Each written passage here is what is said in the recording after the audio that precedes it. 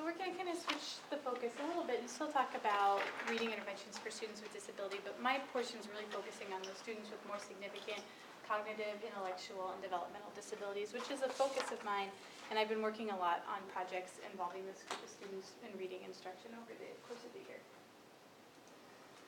So just a little background information on what reading instruction for this population of students looks like. We know that students with significant cognitive disabilities, they can learn with intensive instruction, they can learn how to read. However, despite knowing this, what we find is that reading instruction for students with moderate to severe developmental disabilities tends to have a real overemphasis on sight word instruction and functional skills. And Diane Browder, who's a researcher who focuses on reading interventions for this population of students, did a review of the literature where she identified 128 reading interventions that were used on this population of students and found that 117 of them just taught sight words and functional skills, while only 5 addressed phonemic awareness, 13 addressed phonics instruction, and around 30 targeted both fluency and comprehension. So there's kind of a big discrepancy in what we know about reading and what should be done and what's actually happening with this population of students. So in order to address this concern that she found in the review of the literature, she proposes a model of literacy for instruction for this population of students with 2 major goals. The first being increasing access to literature and increasing independence as a reader. And I apologize, these charts are not very easy to read. If you'd like a more detailed one, I can point you to the study that has the charts, and then they didn't transfer over well.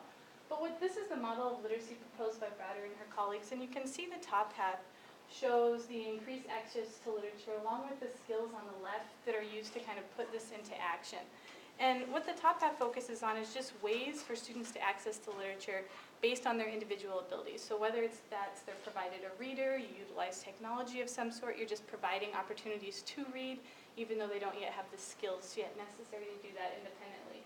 And then you can see the bottom half focuses on the second goal, which is the increased independence as a reader. And on the left side, this is where she talks about really including all those components as identified by the National Reading Panel in instruction. So not just targeting vocabulary and sight words, but looking at fluency, phonics, comprehension, phonemic awareness. And this model here, all the skills on the left that need to be utilized, it really contrasts with what we know has typically been done, because before, like I said, it's an overemphasis on sight words and functional skills. And this model tries to incorporate more of a balanced approach to literacy instruction. So this is another chart from her study that shows what the emphasis of a literacy program for students should be. And one of the concepts that Browder proposes is that although the emphasis on what is taught, depending on the grade level of the student, may shift, that the access to the literature, which is that center box at the middle, should remain constant. So even though these students may not actually have the skills necessary to read independently, that core part of the program is still access to adapted materials and texts that can provide these students with opportunities to access the literature.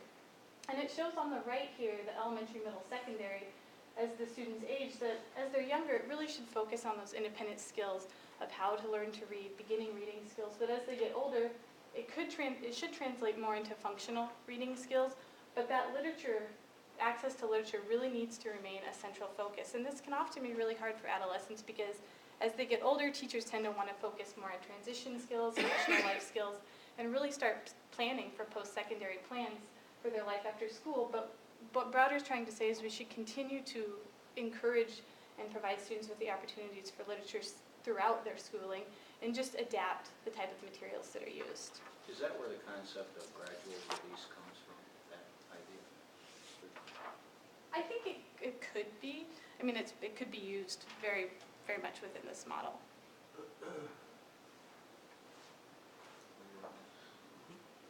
So in order to meet both of the goals of increasing the access to literature for students and developing independent skills as a reader, Browder discusses, along with a lot of authors who just study this type of research, that universal design for learning, which Kimber touched on, can be utilized in planning for these lessons.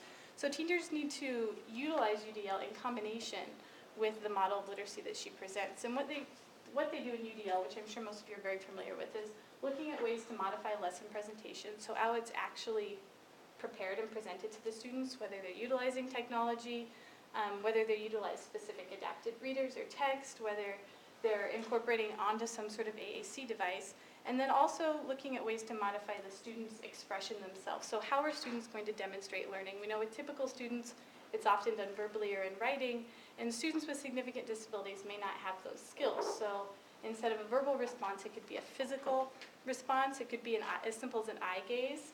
For students with really significant disabilities, it could be utilizing AAC. So trying to kind of figure out what are some more creative ways that students can demonstrate their learning. And then also modifying the ways in which students are engaged. So what type of opportunities are you providing all the students of all different levels to be involved in the lesson? And are there ways that technology can be incorporated to increase their meaningful participation? So the first goal that Browder recommended was to increase students' access to literature. And recently in the literature, shared stories and story-based lessons, I'm not sure of how many of you have heard of them, are being explored for this population of students. They're referred to as shared stories for younger students and story-based lessons for older students. And the whole concept is, instead of waiting for students to have the skills necessary to read, that we're modifying and providing them access to the literature and modifying text as they learn to read, so that they're still getting the exposure to books. And what shared stories and story-based lessons do is they involve adapting grade level text. And I'll show you an example here in a moment. But they control the vocabulary, they present new vocabulary, key vocabulary words in the way they modify text and pair them with graphic symbols or pictures. They shorten, for adolescents, they shorten the chapters, so they might take, the example I show you is from a secondary classroom, they'll take a novel and shorten the chapters in the one study to no longer than 6 pages of modified text, and they normally include a repeated storyline at the end of them. And they also add multi-sensory experiences to the story. So one of the shared story studies was on insects with younger students, and every time they got to the part where they used the word insects or spiders, they actually dumped a tub of rubber insects on the table with the students to engage them, increase their motivation for attending. And then within these shared stories and story-based lesson, researchers are studying the use of task analytic lesson plans for teachers to actually monitor their own instruction. And we know that task analysis have been really successful in teaching students with significant disabilities functional and life skills, but it's only recently begin to be explored for teachers to actually design their lesson plan, which I'll also show you an example of, in a task analytic format, and then check themselves off as they go. So they're monitoring their own instruction, they can record student data, monitor progress right on their lesson plan.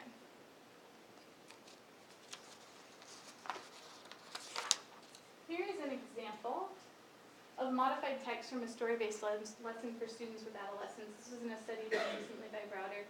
And this was from Jack London's Call of the Wild, and you can see that they've modified the text by controlling the vocabulary. It's now at a 2nd to 3rd grade listening comprehension level.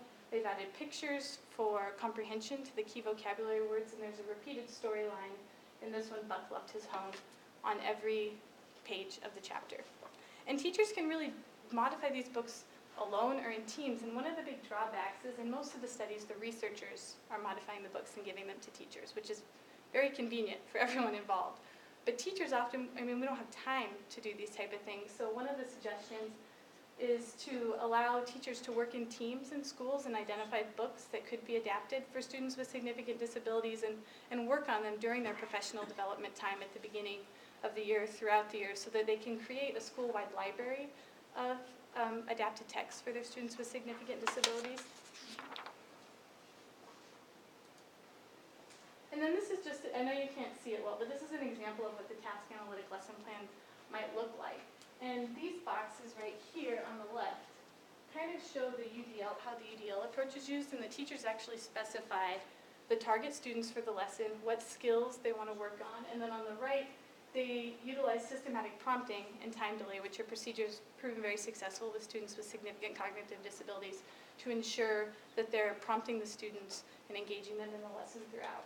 And they're also taught to use least and most prompting, and they're cued as they go down the task analytic lesson plan, and least and most prompting and other strategy used frequently with this population. And one of the great things about this format is, like I said, it engages teachers in self-monitoring. So they're actually monitoring their instruction, their treatment fidelity of the intervention, and they have these visual cues for what needs to be done. And while there is some upfront time spent in developing these formats, once they're created, I can really see the benefit of them actually saving teachers' time because they're very generic in that then you plug in the actual students themselves and individualize it with the skills you want to focus on. The second goal presented by Browder was just increasing students' independence of a reader. And what her, along with other researchers, say is that this really involves explicit and direct instruction in all the components of reading as identified by the NRP. And like I said before, these aren't always focused on for this population of students. So I'm going to run through briefly just some quick ideas for ways that Browder and other researchers have suggested can be utilized for this population of students.